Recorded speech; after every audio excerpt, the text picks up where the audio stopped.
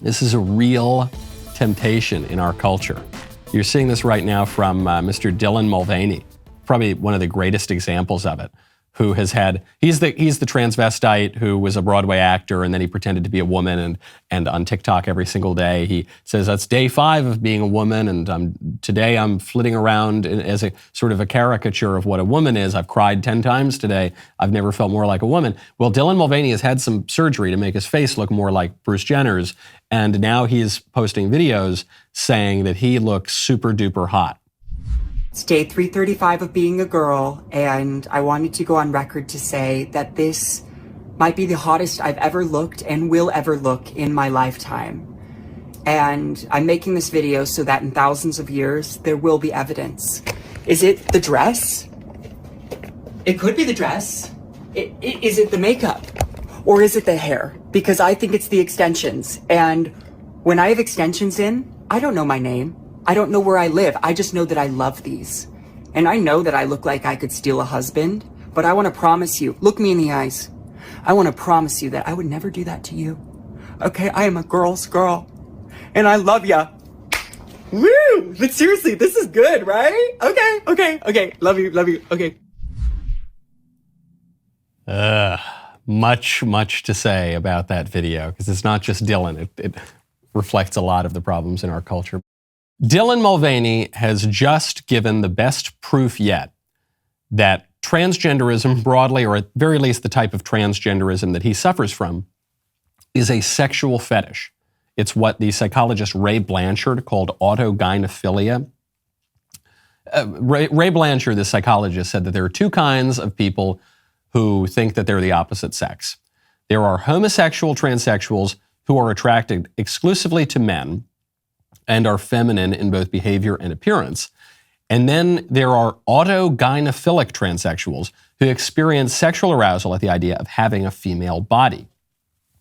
It would appear, well, Dylan Mulvaney might have, he might have a little touch of both, I guess, but he certainly has the latter, in as much as he is viewing himself as a hot sexual object.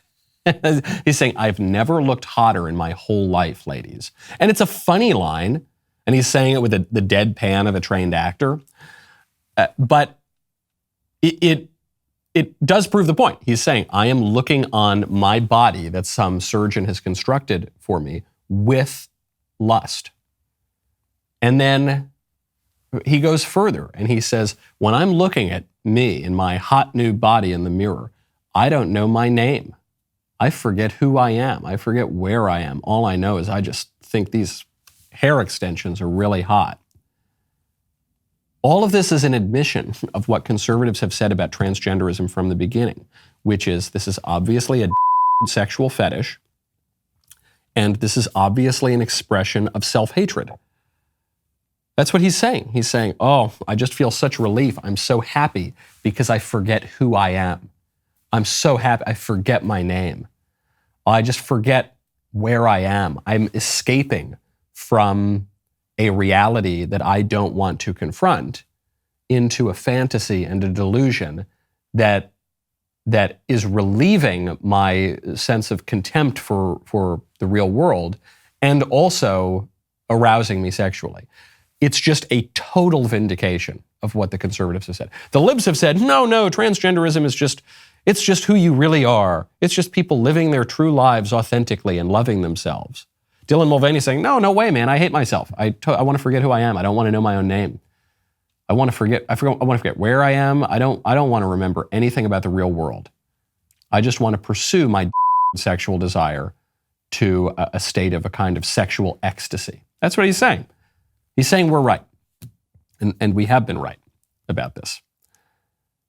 The self-hatred problem is a big problem. Very often, the culture of body positivity or love yourself or pride, which is the primal sin, the queen of all vices, and the vice of all queens, as my friend Andrew Clavin has pointed out, is a mask for self-hatred. Very often, the people who are most boastful, who seem most narcissistic and egotistical, paradoxically, they also are filled with the most self-hatred. You're seeing this reflected in all of the popular culture, but look at this cartoon that we played last week or the week before, Proud Family, which is a reboot of a 20-year-old cartoon.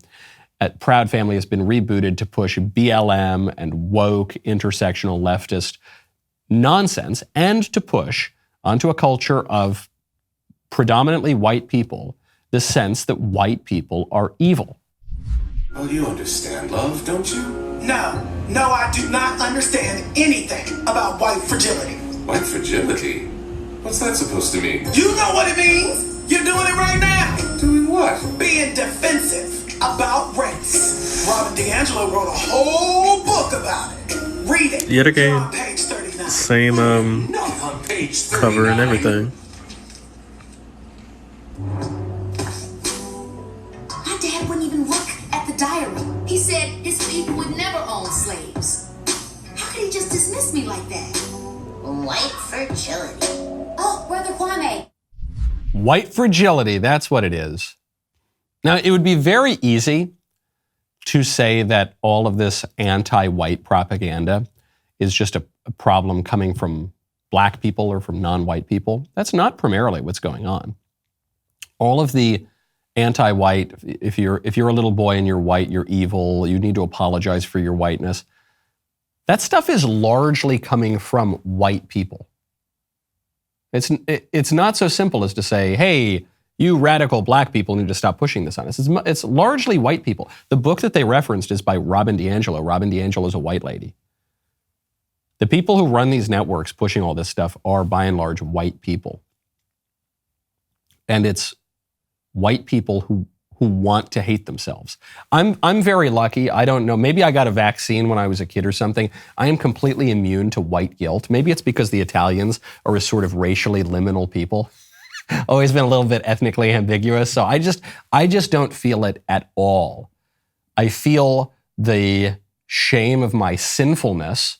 I feel a healthy fear of temptation because this is a fallen world and we're all born with original sin. Though I feel confident that that won't destroy my life and send me down to perdition because one's soul is cleansed in baptism. That's kind of my view of the whole problem. But for the modern liberals who ignore that, who ignore true religion, who ignore the wisdom of the ages and of Revelation, who it's not that they become much more empirical and grounded in their views. They actually become much more fantastical and superstitious in their views.